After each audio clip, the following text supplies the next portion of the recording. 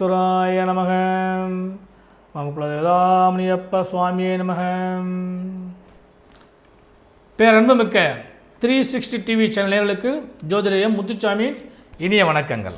பஞ்சமாதிபதி பாக்கியத்தில் அமரும் காரணத்தினாலும் எதிர்பார்த்த பலன்களெல்லாம் கிடைக்குமா என்று எதிர்பார்த்து காத்திருக்கக்கூடிய மீனராசி அன்பர்களே, உங்களுக்கு இந்த வாரம், அதாவது நிகழும் மங்களகரமான ஸ்ரீ சோபகிருது வருடம் மாசி மாதம் 13ஆம் தேதி முதல் 19ஆம் தேதி வரை 25/2/2024 முதல் 2/3/2024 வரையான இந்த வாரத்திற்கான பலாபலன்கள்.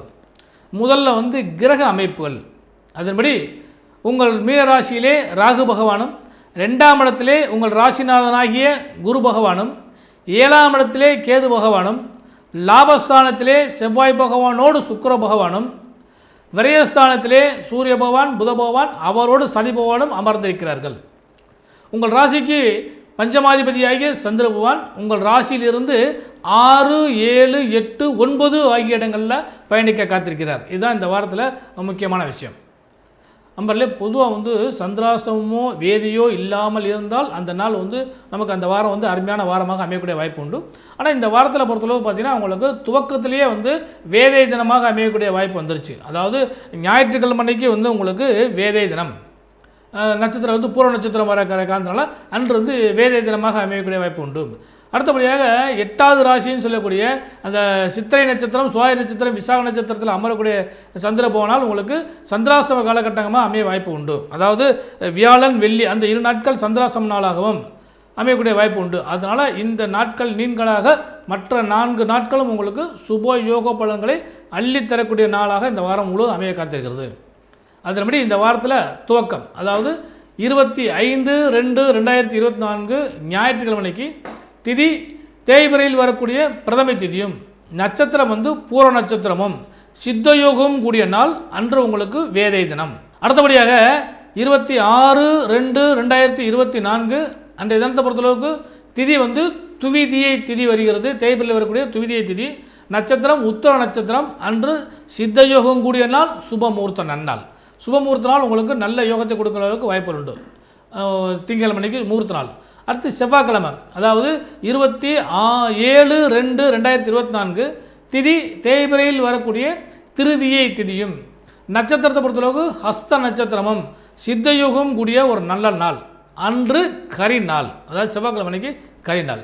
அடுத்து புதன்கிழமை, அதாவது 28/2/2024 புதன்கிழமைக்கு திதி தேய்பிரையில் வரக்கூடிய சதுர்த்தி திதியும், நட்சத்திரம் சித்திரை நட்சத்திரமும், சித்தயோகமும் கூடிய சுப முகூர்த்த நாள், சுப நாள், அன்று சுப நாள், அன்று சங்கடகர சதுர்த்தி.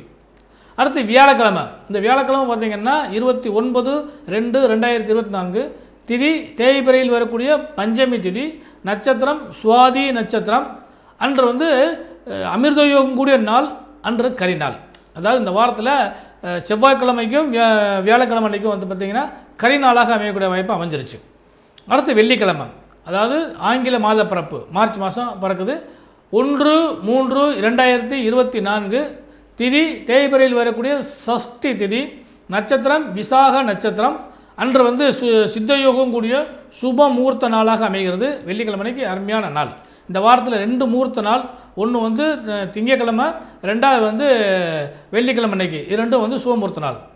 அடுத்து இந்த வாரத்தில் கடைசி நாள் அப்படின்னு சொல்லக்கூடிய சனிக்கிழமை அன்னைக்கு 2/3/2024 திதி தேய்பிரையில் வரக்கூடிய சப்தமி திதியும், நட்சத்திரம் 11 மணிக்கு மேலே அனுச நட்சத்திரமும் வருகிறது, அன்று சுபமுகூர்த்த நாள். அன்னைக்கு சித்தயோகம் கூடிய நாள், அன்று பார்த்திங்கன்னா ஒரு யோகமான நாள் தான், சுபமுகூர்த்தமில் யோகமான நாள்.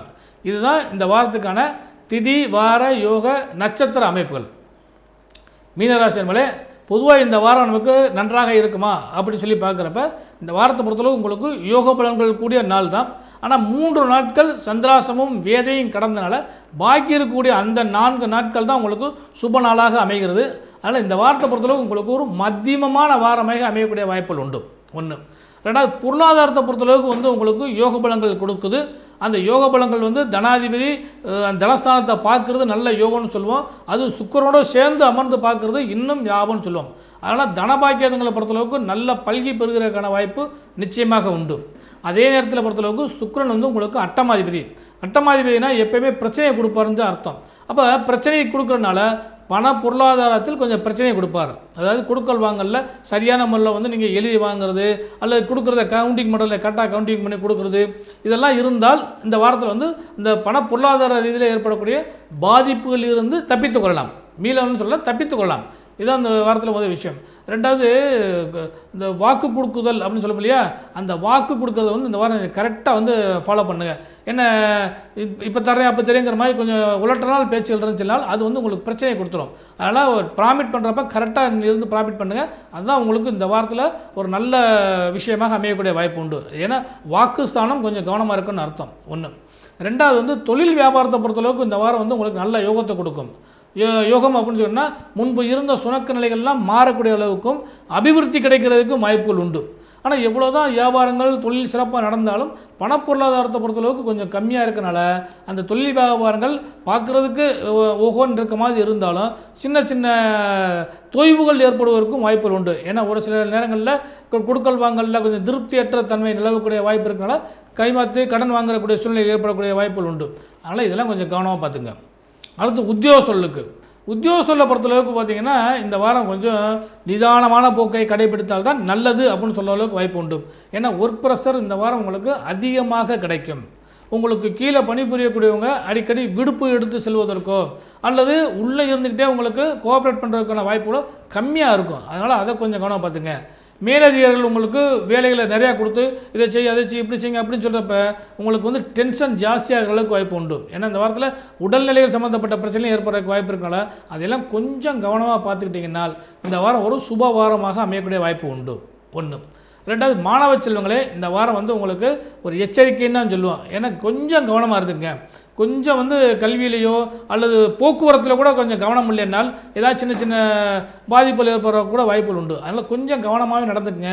அதே மாதிரி ஆசிரியர் மாணவர் உறவு, சக மாணவருடைய உறவு இதெல்லாம் நிதானமாக போக்க கடைபிடிங்க. உங்களுக்கு நல்ல பலன்கள் நிச்சயமாக கிடைக்கும்.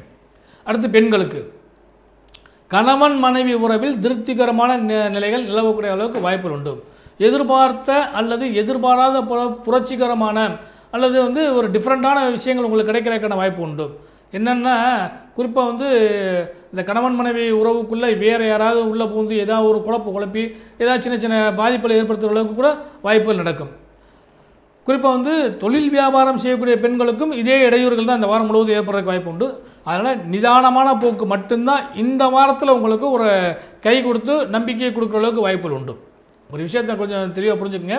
இந்த வாரத்தை பொறுத்தளவுக்கு யோக பலங்கள் எல்லாமே காணல் நீர் போல் தான் அமையும். அதாவது கிடைக்கிற மாதிரியே இருக்கும். அதை நோக்கி நீங்கள் முயற்சி தான் செய்யணுமே தவிர முடிவுக்கான உள்ள வந்து இறங்க வேண்டாம். ஏன்னா சுபமுகூர்த்தத்தை பொறுத்தளவுக்கு இந்த வாரத்தில் 2 நாள் வந்து உங்களுக்கு சுபமுகூர்த்த நாள், திங்கள் மற்றும் வெள்ளிக்கிழமை அன்றைக்கி சுபமுகூர்த்த நாள் இருக்குது. ஆனால் அந்த நாள்லேயும் கொஞ்சம் கவனமாக இருந்தாலே உங்களுக்கு யோகத்தை கொடுக்குற வாய்ப்பு உண்டு. சுபமுகூர்த்தத்தை அடுத்த வாரத்தில் ஒத்தி வைப்பது நலம் தரும். இப்போ ஏற்பட்ட ஒரு வாரத்தில் நீங்கள் வழிபட வேண்டிய தெய்வம் சொல்லி பார்க்குறப்ப புதன்கிழமை அன்னைக்கு சங்கடகர சதுர்த்தி வருகிறது. விநாயக பெருமானை வழிபாடு பண்ணுங்கள். பஞ்சமி தேதியில் பஞ்சமுக ஆஞ்சநேயரையும் வாராகியம்மனையும் வழிபாடு பண்ணுங்கள். சஷ்டி தேதியில் முருகப்பெருமானை வழிபாடு பண்ணுங்கள். இந்த வாரத்தில் கடைசி நாளாகிய சனிக்கிழமை அன்னைக்கு சப்தமி தேதியில் கன்னிமார் தெய்வங்களை சப்தகன்னிமார் தெய்வங்களை வழிபாடு பண்ணுங்கள். உங்களுக்கு யோகமும் லாபமும் நிச்சயம் கிடைக்கும். இந்த வாரம் சுபமங்கல வாரமாக மாற்றிக்கொள்ள வேண்டியது மீனராசி என்பதே உங்கள் கையில் இருக்கிறது என்று சொல்லி உங்களுக்கு யோகமெல்லாம் கிடைப்பதற்கு ஜோதிடரின் இனிய நல்வாழ்த்துக்கள்.